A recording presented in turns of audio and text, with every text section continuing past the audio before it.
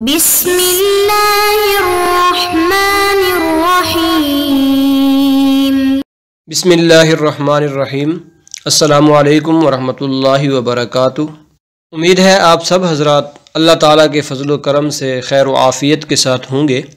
ایم.اے اسلامیات کے مضمون اسلامی اخلاق و تصوف کا آج ہمارا سبق نمبر 42 ہے، اور آج کے اس سبق کے اندر ہم گفتگو کریں گے انبیاء کرام کی وحی اور صوفیاء کرام کے کشف و الہام میں فرق پر۔ عزیز طلباء کرام، آج کا سبق شروع کرنے سے پہلے ایک نظر پچھلے سبق پر ڈال لیتے ہیں۔ پچھلے سبق کے اندر ہم نے تصوف اور سائنس کے عنوان پر مندرجہ ذیل باتوں پر گفتگو کی تھی۔ نمبر 1، دور حاضر اور انسان کا مزاج کیا ہے، تصوف اور سائنس، تصوف مذہب اور سائنس میں کیا تعلق ہے، تصوف میں نگاہوں کی حفاظت اور جدید سائنس پر ایک گفتگو کی تھی۔ اس کے بعد ڈاکٹر نکولسن ڈیوس کا تجربہ ذکر کیا تھا، پھر اس کے بعد نظر بد اور جدید سائنس پر تھوڑی سی گفتگو کی تھی۔ اس کے بعد نظر بد اور سائنسی انکشافات کیا ہیں، اس کے بعد پیرا سائیکالوجی کی کیا تحقیق ہے، اس کے بعد گالی اور جدید سائنس پر تھوڑی سی بات کی تھی۔ اس کے بعد پیرا سائیکالوجی کی ایک تحقیق کا ذکر کیا تھا، اور آخر میں بتایا تھا کہ مغربی ماہرین کی روحانی تحقیق کیا ہے۔ اور آج کے اس سبق کے اندر ہم درج ذیل باتوں پر گفتگو کریں گے۔ نمبر 1، وحی کیا ہے، نمبر 2، کشف کسے کہتے ہیں، نمبر 3، الہام کسے کہتے ہیں، نمبر 4، وحی اور الہام میں کیا فرق ہے۔ اس کے بعد معجزہ، کرامت اور استدراج کا معنی اور مفہوم ذکر کریں گے، اور آخر میں حضرت موسیٰ علیہ السلام کے واقعے سے کرامت اور استدراج میں موازنہ کریں گے۔ تو آئیے اب ذرا ان باتوں پر تفصیل کے ساتھ گفتگو کرتے ہیں۔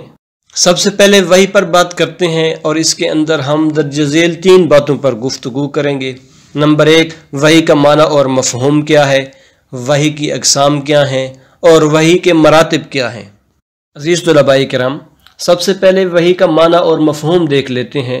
چنانچہ وحی کی لغوی تعریف یہ کی جاتی ہے، الاعلام فی خفائن، کیا مطلب؟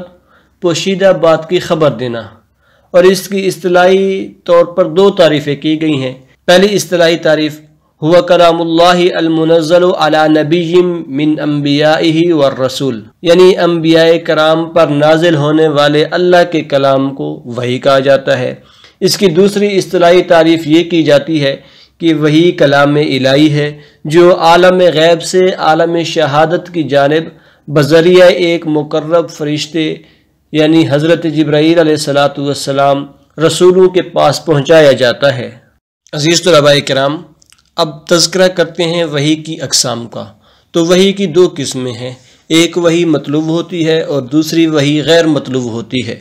وحی مطلوب کا مطلب یہ ہے کہ ایسی وحی جس کے اندر الفاظ اور معانی دونوں اللہ رب العزت کی طرف سے ہوں، اور وحی غیر مطلوب کا مطلب یہ ہے کہ نبی علیہ السلام کے دل مبارک پر صرف معانی اور مضامین کی شکل میں القاء کی گئی ہو، اور آپ علیہ السلام نے صحابہ کرام کے سامنے کبھی اپنے الفاظ، اپنے افعال سے اور کبھی دونوں سے بیان فرمایا ہو۔ سورۃ الشورى کے اندر اللہ رب العزت ارشاد فرماتے ہیں، وَمَا كَانَ لِبَشَرٍ أَن يُكَلِّمَهُ اللَّهُ إِلَّا وَحْيًا أَوْ مِن وَرَاءِ حِجَابٍ أَوْ يُرْسِلَ رَسُولًا فَيُوحِيَ بِإِذْنِهِ مَا يَشَاءُ إِنَّهُ عَلِيٌّ حَكِيمٌ۔ عزیز طلباء کرام، اس آیت مبارکہ کا ترجمہ ہے کہ کسی آدمی کے اندر یہ طاقت نہیں ہے کہ اللہ رب العزت اس سے کلام کرے مگر بذریعہ وحی کے، یا پردے کے پیچھے سے، یا کسی فرشتے کے ذریعے بھیجے، پس وہ اس کے حکم سے جسے وہ چاہتا ہے جی میں ڈال دے۔ تحقیق وہ بلند مرتبہ اور حکمت والا ہے۔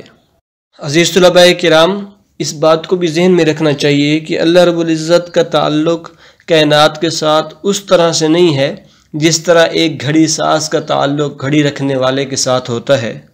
یعنی جو گھڑی ساز ہوتا ہے وہ گھڑی کے پرزوں کو بنا دیتا ہے، ان کو درست کر دیتا ہے اور ترتیب دے کر گھڑی کو چلا دیتا ہے، اس کے بعد وہ گھڑی سے بے تعلق ہو جاتا ہے۔ جس آدمی کے پاس گھڑی ہوتی ہے وہ دن رات میں صرف ایک مرتبہ گھڑی کو چابی دے دیتا ہے اور 24 گھنٹے تک وہ گھڑی سے فارغ ہو جاتا ہے۔ گھڑی خود بخود چلتی بھی رہتی ہے اور اس کو گھڑی ساز کی نگرانی کی ضرورت نہیں ہوتی، جبکہ کائنات اپنے قیام میں ہر لمحہ اللہ رب العزت کی محتاج رہتی ہے۔ اگر ایک لمحے کے لیے بھی اللہ رب العزت کی نظر کائنات سے ہٹ جائے تو پوری کائنات کا نظام درہم برہم بھی ہو جائے گا۔ چنانچہ اللہ رب العزت اپنی ذات اور صفات کے ساتھ ہر وقت کائنات پر متوجہ رہتے ہیں، اور انہی صفات میں سے ایک بہت بڑی صفت کلام بھی ہے، اس کے ساتھ اللہ رب العزت اپنی مخلوق کی طرف ہر وقت متوجہ رہتے ہیں۔ اللہ رب العزت کی جتنی بھی صفات ہیں تو ان میں سے کوئی بھی صفت کسی بھی وقت معطل نہیں رہتی۔ اللہ رب العزت اپنی مخلوق کے ہر فرد سے اس کی استعداد کے مطابق ہم کلام ہوتے ہیں۔ چاہے کسی کو تو اللہ رب العزت براہ راست ہم کلامی کا شرف عطا فرماتے ہیں، جیسے کہ آیت کریمہ ہے وَكَلَّمَ اللَّهُ مُوسَىٰ تَكْلِيمًا، یعنی اللہ نے موسیٰ علیہ السلام سے خوب گفتگو کی، اور کسی سے وحی کے ذریعے کلام فرماتے ہیں، اور کسی سے من وراء حجاب یعنی پردے کے پیچھے سے بھی کلام فرماتے ہیں، اور کسی سے فرشتے کے ذریعے اس کے دل میں القاء فرماتے ہیں، جیسے حضرت موسیٰ علیہ السلام اور حضرت عیسیٰ علیہ السلام کی والدہ کے دل میں القاء فرمایا تھا، اور کسی کے دل میں براہ راست یعنی فرشتے کے واسطے کے بغیر القاء فرماتے ہیں، جیسا کہ سورۃ النحل کے اندر اللہ رب العزت نے ارشاد فرمایا وَأَوْحَىٰ رَبُّكَ إِلَى النَّحْلِ، ترجمہ اس کا ہے کہ وہی فرمائی تیرے رب نے شہد کی مکھی کی طرف۔ عزیز طلباء کرام، خلاصہ کلام یہ ہے کہ ہم کلامی کی جتنی بھی شانیں ہیں، چاہے وہ الہام کے نام پر ہوں، القاء کے نام پر ہوں، تو وہ وحی کے مختلف ذرائع اور اقسام ہیں۔ عزیز طلباء کرام، آئیے اب گفتگو کرتے ہیں وحی کے مراتب پر۔ تو قوت اور ضعف کے لحاظ سے اور زیادہ واضح اور کم واضح ہونے کے اعتبار سے وحی کے 3 مرتبے ہیں۔ چنانچہ وحی کا پہلا مرتبہ جو سب سے زیادہ قوی اور اکمل ہے، اس کے اندر علوم غیب اللہ کی طرف سے رسول کی عقل پر ظاہر کیے جاتے ہیں، اور رسول کے نفس میں ان علوم کو اس طرح منقش کیا جاتا ہے کہ رسول اسے دل میں یاد رکھتا ہے اور دوسروں کے سامنے بیان بھی کرتا ہے، اور مزید اس کی 2 اقسام ہیں۔ چنانچہ پہلی قسم تو یہ ہے کہ اللہ تعالیٰ بلا واسطہ کلام کریں، جیسا کہ موسیٰ علیہ السلام کے متعلق فرمایا وَكَلَّمَ اللَّهُ مُوسَىٰ تَكْلِيمًا، اللہ نے موسیٰ علیہ السلام سے گفتگو فرمائی، اور آپ علیہ السلام کے بارے میں ارشاد فرمایا فَأَوْحَىٰ إِلَىٰ عَبْدِهِ مَا أَوْحَىٰ، اپنے بندے کی طرف جو وحی کرنی تھی وہ کر دی، اس کو وحی سری کہتے ہیں۔ دوسری قسم، جبرائیل علیہ السلام مقررہ کلمات اور معینہ عبارات کے ساتھ نازل ہوں، اور جو وحی کے حروف اور آواز ہے وہ رسول کے کانوں تک پہنچائیں اور ان کے معانی رسول کے دل میں القاء کریں، یہ دوسری قسم ہے، اور یہ دونوں قسمیں انبیاء کے ساتھ خاص ہیں۔ اس طلباء کرام، وحی کا دوسرا مرتبہ جو پہلے مرتبے کے مقابلے میں کمزور اور کم درجے کا ہے، وہ یہ ہے کہ کلام الہی اس نفس تک پہنچا دیا جائے جو اس کلام کو قبول کرنے کی صلاحیت اور استعداد بھی رکھتا ہو۔ جیسے حضرت موسیٰ علیہ السلام کی والدہ کے دل میں اللہ نے یہ بات ڈال دی کہ موسیٰ کو دودھ پلاؤ، صندوق میں بند کر کے دریا میں ڈال دو، اور اس کے ساتھ ساتھ اللہ نے وحی خفی کر دی جس کی وجہ سے ان کا دل اپنے بیٹے کے متعلق مطمئن ہو گیا۔ عزیز طلباء کرام، وحی کا تیسرا مرتبہ جو دوسرے مرتبے سے بھی ضعیف تر ہے، وہ یہ ہے کہ اللہ رب العزت نفوس کے مقاصد کے جو متعلق کام ہوتے ہیں ان کی تعلیم فرماتے ہیں، اور وہ نفوس اس وحی کی وجہ سے ان صنائع اور بدائع کا استخراج کرتے ہیں جو ان کی قوت اور استعداد کے اندر ہوتے ہیں، جیسے مکڑی کا جالا بننا، ریشم کے کیڑے کا ریشم تیار کرنا، شہد کی مکھی کا چھتا بنانا۔ جیسا کہ سورۃ النحل کے اندر ارشاد فرمایا وَأَوْحَى رَبُّكَ إِلَى النَّحْلِ أَنِ اتَّخِذِي مِنَ الْجِبَالِ بُيُوتًا، ترجمہ اس کا ہے وحی کی تیرے رب نے شہد کی مکھی کی طرف کہ پہاڑوں میں گھر بنائے۔ اب دیکھیے شہد کی مکھی پر کوئی فرشتہ بھی نازل نہیں ہوا، نہ اس کو حروف اور آواز سے خطاب فرمایا گیا، بلکہ بات کی استعداد پیدا کر کے اس کے دل میں یہ بات ڈال دی کہ اپنی استعداد کو کام میں لاتے ہوئے اپنے کام کو مکمل کرو۔ عزیز طلباء کرام، آئیے اب اپنے آج کے سبق کی دوسری بنیادی بات یعنی کشف کے معنی اور مفہوم پر مختصر انداز میں گفتگو کرتے ہیں۔ عزیز طلباء کرام، کشف کا معنی اور مفہوم یہ ہے کہ عالم غیب کی کسی چیز سے پردہ اٹھا کر دکھلا دینا، یعنی کشف سے پہلے جو چیز چھپی ہوئی تھی، مستور تھی، وہ ظاہر ہو جانا۔ عزیز طلباء کرام، قاضی محمد اعلیٰ تھانوی رحمۃ اللہ علیہ کشاف اصطلاحات الفنون صفحہ نمبر 1254 پر لکھتے ہیں الکشف عند اہل السلوک هو المکاشفہ ومکاشفہ رفع حجاب، یعنی حجابات کا مرتفع ہونا دل کی صفائی اور نورانیت پر موقوف ہے۔ قلب کی صفائی کے بقدر ہی حجابات اٹھیں گے، اور یاد رکھیں کہ حجابات کے مرتفع ہونے کے لیے نورانیت قلب لازم نہیں ہے۔ عزیز طلباء کرام، ایک نظر الہام کے معنی اور مفہوم پر ڈالتے ہیں۔ کسی خیر اور اچھی بات کا بلا نظر و فکر، بلا کسی سبب ظاہری کے اللہ تعالیٰ کی جانب سے دل میں القاء ہونا۔ عزیز طلباء کرام، حواس کے ذریعے سے جو علم حاصل ہوتا ہے اس کو ادراک حسی کہتے ہیں، اور جو علم بغیر حس کے اور عقل کے اللہ تعالیٰ کی جانب سے حاصل ہو اور بغیر کسی سبب کے دل میں ڈال دیا جائے اس کو الہام کہتے ہیں۔